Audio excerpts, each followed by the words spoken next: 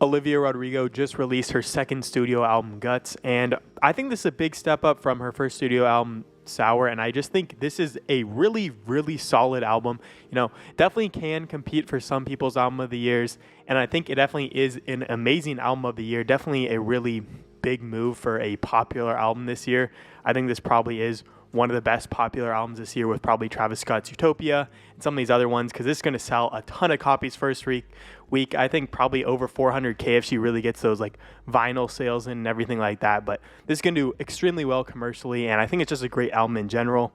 I think the one bad thing about this album, while Olivia Rodrigo really excels on this kind of pop punk, pop rock style throughout this entire album, especially in the first half or like the first 5 songs, I think the sequencing of this album really needs some help. I don't really think Olivia sequenced it that well, where she has like these really banger tracks at the beginning. They really come out with that pop rock sound, and they go hard at it the first couple 3, like All American Bitch, Bad Idea, Right, and like some of these other ones, and then it kind of slows down into like Ballad of a Homeschool Girl, Making the Bed, Logical, and then it goes back into that with Get Him Back, Love is Embarrassing, these more pop punky tracks.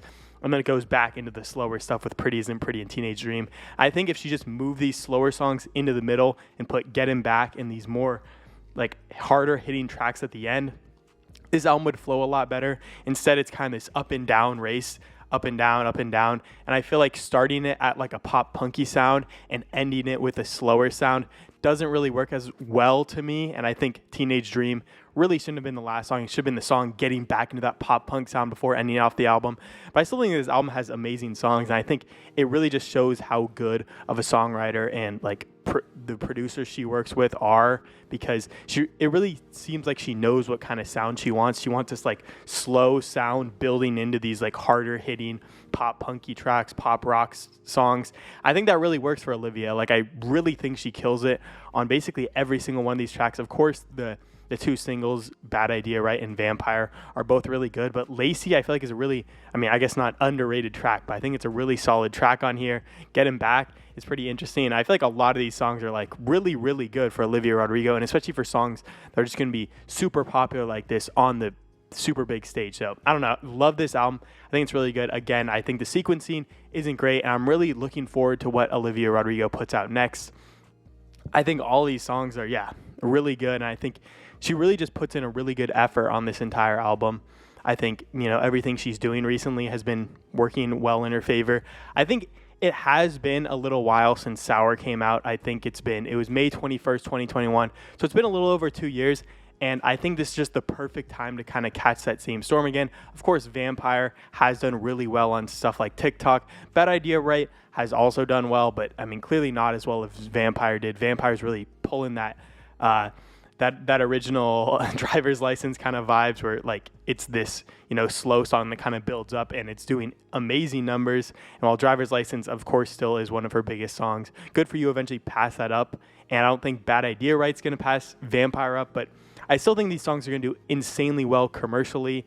And I'm really excited for Olivia's next tour. I don't really know if she's going to be performing in like arenas or actual stadiums. She probably could do stadiums, but I'm assuming just because she's kind of taking it slow, she's going to go into arenas and then go into even bigger and bigger things. And I think that's going to be a shit show in its own self, right? Because like you look at Taylor Swift's release, and that was so bad, and it's so hard to get tickets for some of these artists. So I know it's going to be super hard to get to, but I really like this music, and I think it really is a step forward in terms of Olivia's music, revolution, because she took exactly what she was doing with Sour on some of my more favorite tracks, including like Good For You and a lot of these more pop punky songs, Brutal, Traitor, and I feel like she just really kind of stepped it up to a whole new level, because it's these songs that are like they kind of are just like Taylor Swift songs. Like, again, she is really like a child of Taylor Swift at heart, where it's like these songs that,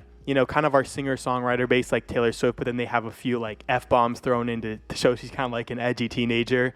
But I feel like this one, she takes the songs that weren't as Taylor Swift from the first album, and she upgrades them, and then she mixes them with some of those singer-songwriter elements that Taylor Swift-ish, and she adds it to the pop-punk songs, and just makes it so much better, because it turns it into like a slow ballad building into something, kind of like, Vampire. I think that's a really good example of this, where Vampire is this slow song that kind of builds into these bigger and more bombastic and more bigger sounding stuff. And I feel like that's really what Olivia does best on this album, where you have these slower songs building into these other ones. And I think that's why the sequencing really isn't that good, in my opinion, on this album. It just sucks, in my opinion, on this album, because you have like a mix of these slow songs going next to these really upbeat and fast songs.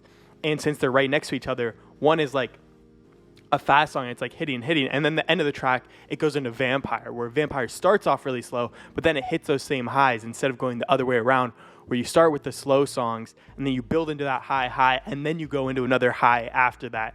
And I feel like that's really what's, gone wrong with like TikTok recently, where, I mean, Olivia Rodrigo is a TikTok demon. She's going crazy on TikTok. Almost all of her songs from Sour, like, were just going insanely amazing on TikTok. But I feel like TikTok and like album or playlists and all that, they really ruined the whole art of album sequencing. And I feel like it really was not great on this one, because you see these songs and the vibes just from one to another just goes really high vibes to really low vibes. And I think that's just what, went wrong on this album. I think while Olivia is a great artist, and I think basically everything on this album is pretty good. I mean, I'd say a couple of the songs I wouldn't say are that amazing, but I think overall throughout this album, Olivia puts in a really good performance. And I mean, I think this has to be one of the best albums of the year for sure. I definitely have some higher, like Eve Toomer and, George Clinton, and I think even Travis Scott's Utopia. These are all albums that I feel like would be a little bit higher than this. But I still think Olivia puts in a great performance, and it has to be one of her best albums so far. And I'm just looking forward to what she puts out next, because I feel like, as she's like the biggest artist out right now that's like pretty young, she really has like a lot coming out, like a lot on her next release. Like if this really sucked, I feel like she'd kind of just not fall off the face of the earth, but she really has to like updo it every time, because she's kind of like Taylor Swift at this point, where she's extremely big and a ton of people are going to be listening to her music every way. And I mean, this was the sophomore debut, and I really think it did a lot for her that this was an actual great album, because you're not going to have just the people that follow Olivia Rodrigo and all that, and they're not going to be the only people that are hyping up this album, because I feel like the regular songs on here are really good, and there's just a lot of musical talent on this album. While again, I think it's really held back by the sequencing, I think Olivia puts in really strong performances, and it's really going to show the world that she's not just this one album pop singer, pop star. Every single album that comes out from Olivia Rodrigo is looking like she's going to become a Taylor Swift type of career person, where she's going to have some albums that are more hits than other ones, but every single album that she puts out is at least something pretty good, and a lot of people like it. Her fans, of course, will definitely like it because she puts it out for them, but I think a lot of critics will like it as well, and I think this was a really good album, so I'm going to have to give it a 7 out of 10.